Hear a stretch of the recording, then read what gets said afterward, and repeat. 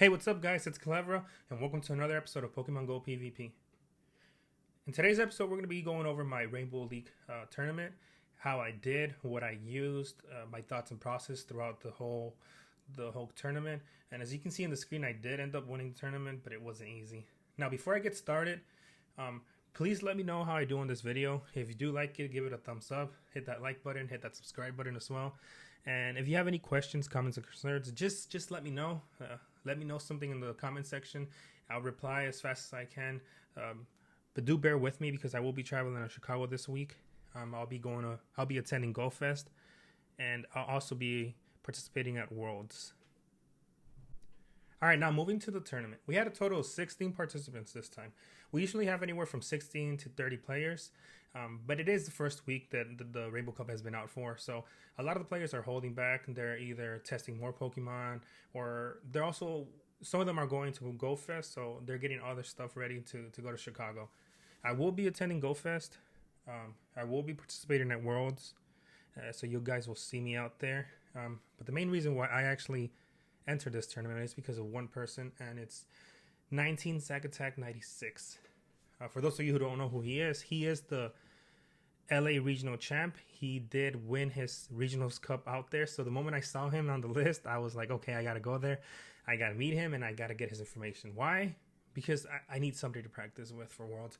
I need somebody to talk to about it. I need somebody that will understand what the meta is, who's gonna put 100% just like I am trying to do this. So that's exactly what I did. I went out there, we had a little conversation, we exchanged information, and now we're Pokemon Go friends, and we'll be sending each other gifts until we're ultra friends and we're able to battle remotely from anywhere in the world.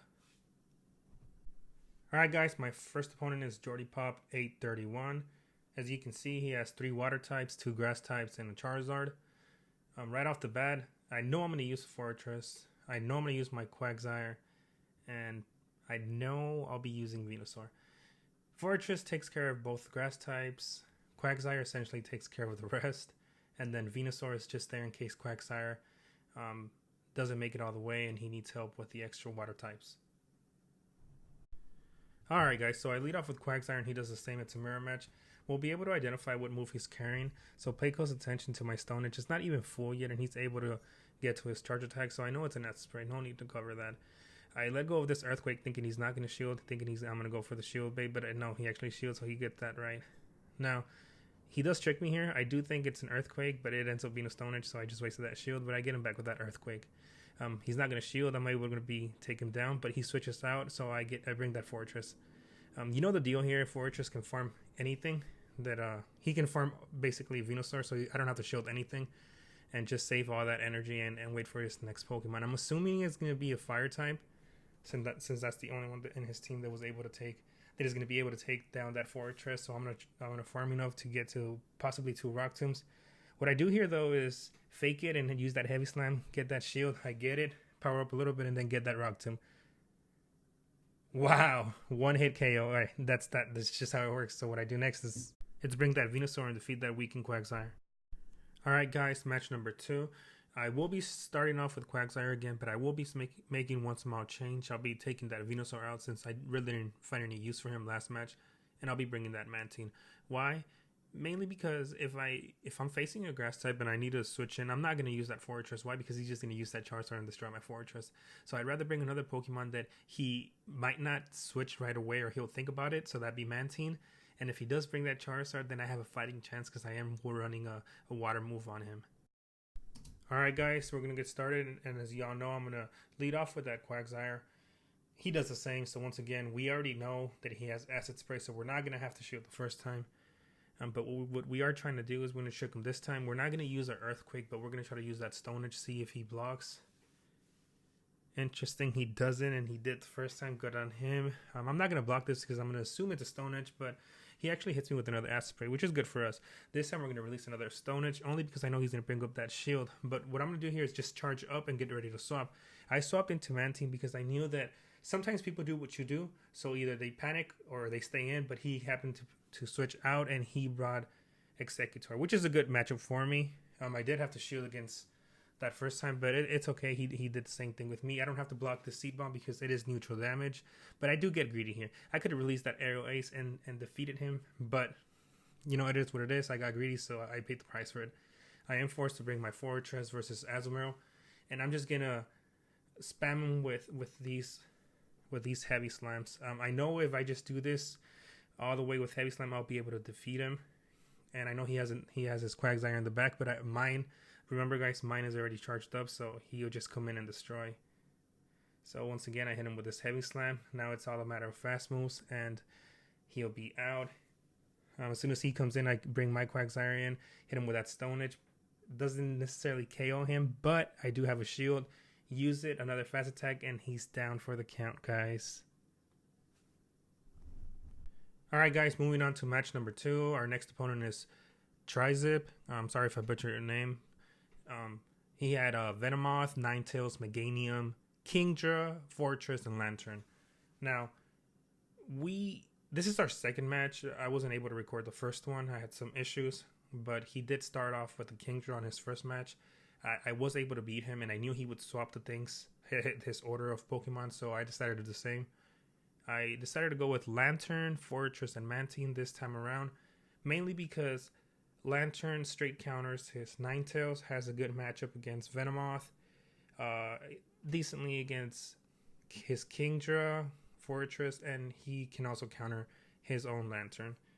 Fortress, simple, he's able to take care of Meganium, and he has fairly good matchups against the rest of his team except for Ninetales, and my Mantine was just brought for extra coverage if my Lantern did go get the feed early in the game.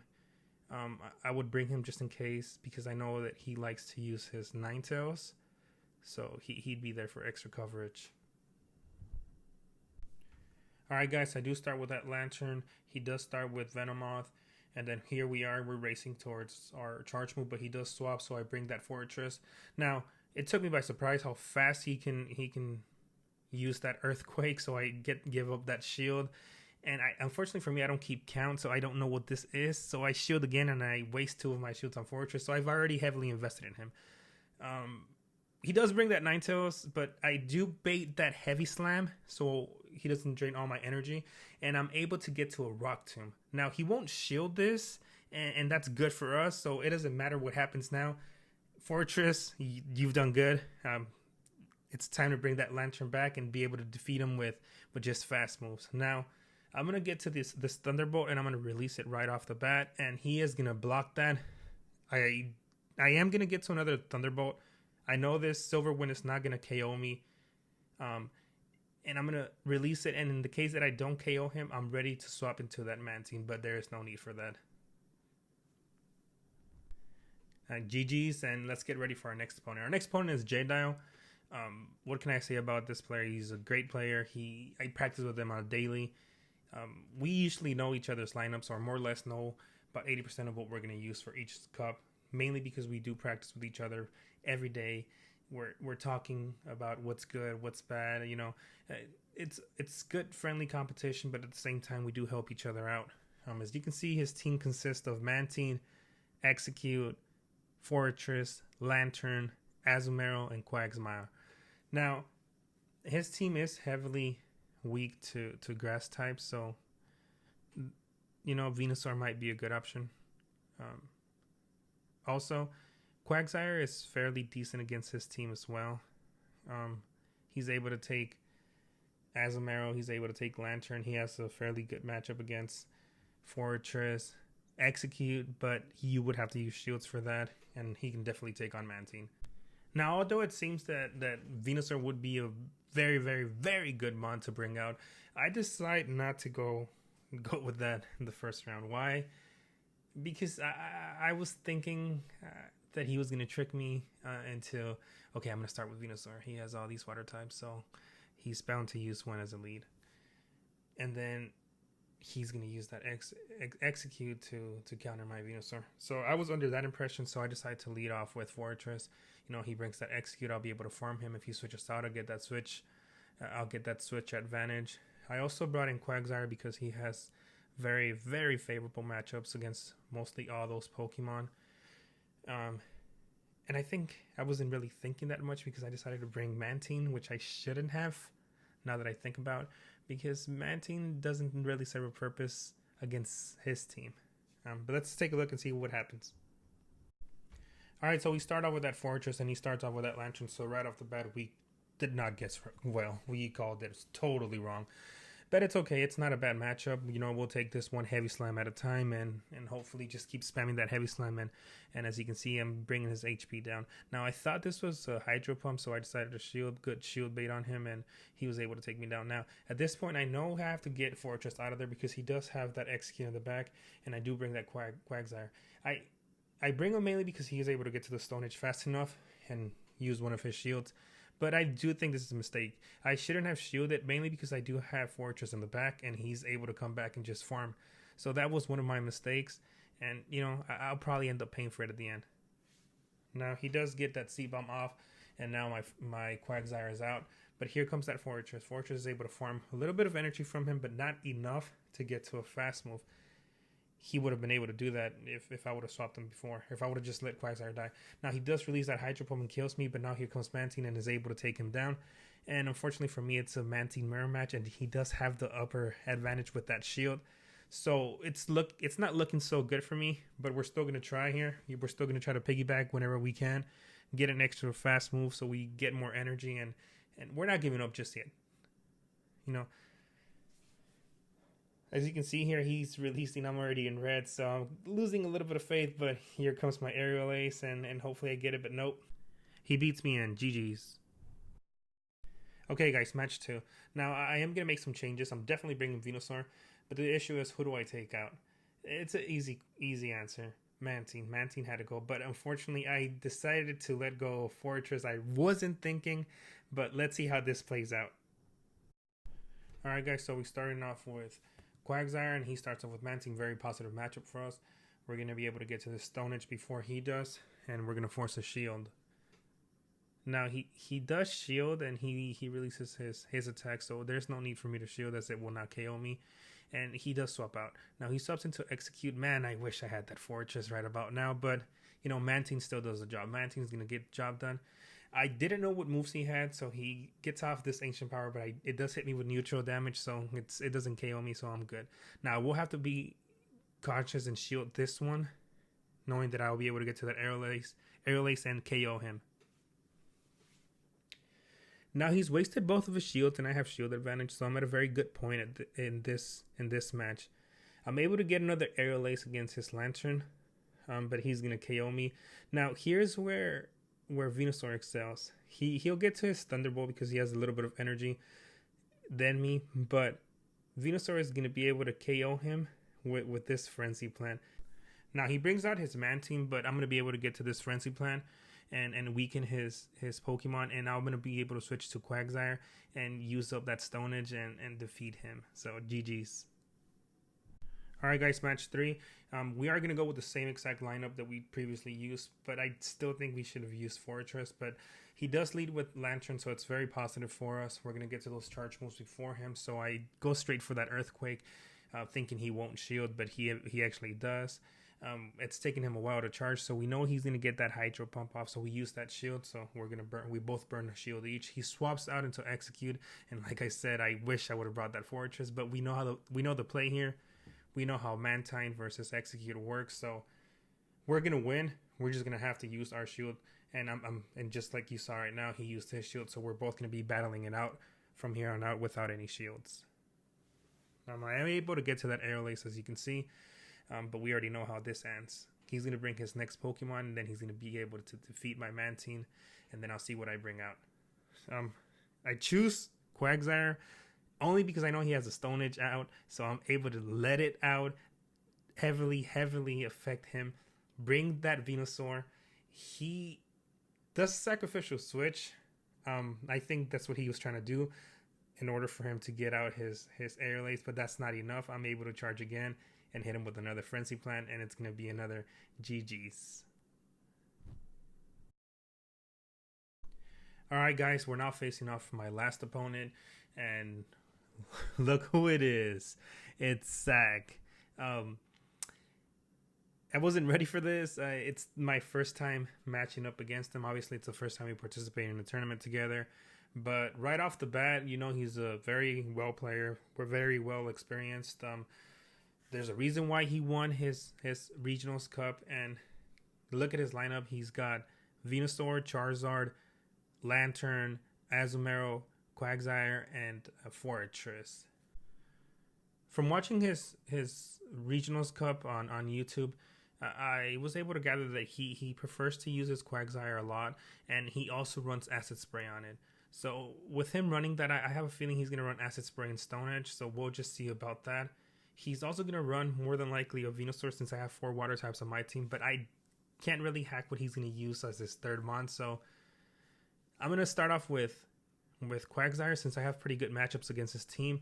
In the case that he does start off with Venusaur though, I'm gonna use Lapras as my second Pokemon. Why? Because I can swap into Lapras, and theoretically, yes, Venusaur beats Lapras, but it's an Ice Shard Lapras, so my Lapras will still be able to do a decent amount of damage to that Venusaur, and it's not gonna spook it right away. So that Venusaur is gonna try to fight some, but at the same time, he's gonna be losing health. So that's a win for me since I'm the one that's giving up on the switch priority. Alright guys, as my third Pokemon, I'm going to use Mantine.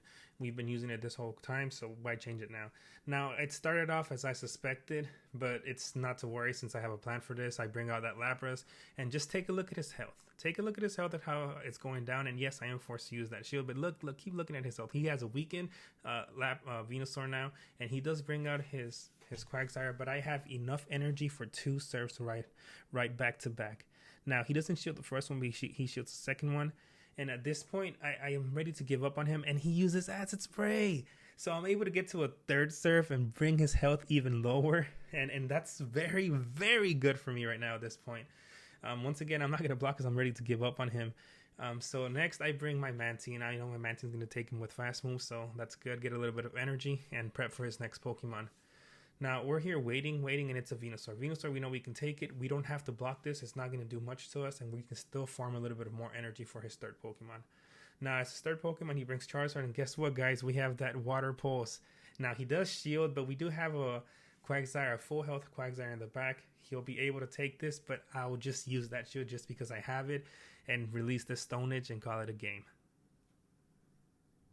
Alright guys, for match number 2, I did decide to take Venusaur out only because I had a feeling he was going to bring a Venusaur counter, and just to cover that up, I brought a Lantern just so I can beat other water types. Now, the gameplay is the same, but we have a plan. We're going to use Mantine this time as we didn't bring a Lapras either, but we're going to be able to tank his Frenzy Plants, and at the same time he's going to be forced to shield our Aerial Aces. Now, as you can see, he's overcharging, which allows me to farm a little bit more energy and get to that Aerial Ace.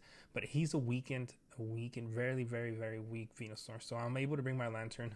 Yes, if my count was right, he has 2 Frenzy Plants there, but I also have 2 shields. I'm going to be able to bring him down with just these Water Guns. And now, at this point of the match, we both don't have any shields, so it's game, honestly. It's just a matter of who brought the best Pokemon in this case. Now, I'm going to be able to get to this Hydro Pump, so I'm going to release it. I know he's going to be able to get to his Earthquake and release it on me and be able to defeat me, but it doesn't matter. I have Quagsire at the back, and we all know that Quagsire is a great closer, and he brings his Azumarill. I suspected he did switch his lineup, but thankfully Azumarill is able to beat, Quagsire is able to beat Azumarill in the no shield scenario. I'm going to be able to release another Earthquake, and then after this, it's just going to be over, guys. Now, we did talk after the matches ended, and he did tell me that for his second team, he was actually, he brought Pokemon to counter my first choice team. Now, thankfully for me, I was able to switch that. I did read him good. I read him well enough to know that, he's going to regroup and switch his Pokemon and try to counter mine. So he did bring that Fortress to counter my Venusaur, farm him up, and then be able to release some Rock Tombs to my Lapras, and then he also brought his Azumarill, knowing that he's tanky in the case that he had to face off Lapras and stuff. Alright guys, I'd like to give a huge thank you and a shout out to Anthony and his group. Thank you for providing this venue. Thank you for hosting these cups every month. You've been doing this now for 5 months now, 5-6 months now, and you've been very, very great at this, and I don't know, we would probably have to travel hours just to compete if it wasn't for you. So thank you, man. Also, if you're in the area, sign up to one of our local tournaments. I'll be providing links down below. Also, visit TC Rockets whenever you get a chance to. You might be surprised at the stuff that you find there. And to conclude this, let me know how I did, guys. If you like this video, give it a like. Hit that subscribe button. Let me know what type of content you want for me to release. I'll be headed to Chicago, so I'm gonna record the open qualifiers out there. I'm also gonna record the Worlds, and possibly, if I do well, even if I don't do well, it doesn't matter. I'm still gonna be making a video and posting it here. Once again, guys, thank you, and see you next time.